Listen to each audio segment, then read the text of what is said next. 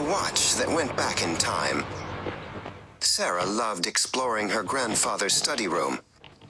It was filled with dusty books and strange, interesting objects. One day, she found a small, dusty watch in a drawer. It looked ordinary, but it felt special in her hand. She noticed a tiny red button on the side. With a little push, the room began to spin around her, faster and faster, until everything was a blur of color and light.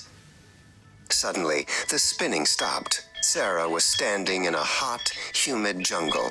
The trees were taller than any building she had ever seen, and in the distance, a huge, low roar echoed through the air.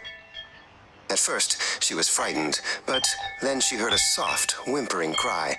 She followed the sound and found a small baby dinosaur hiding behind a giant fern. Its big eyes were full of tears. "Don't worry," Sarah said softly, patting its head. "I'll help you find your way home." The baby dinosaur stopped crying and leaned into her hand.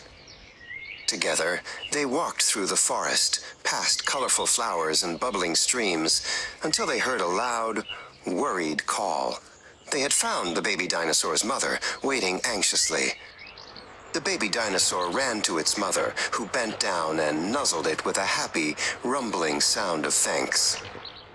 The dinosaurs showed Sarah their world: sparkling rivers, tall, strange plants, and flying reptiles that soared gracefully across the sky.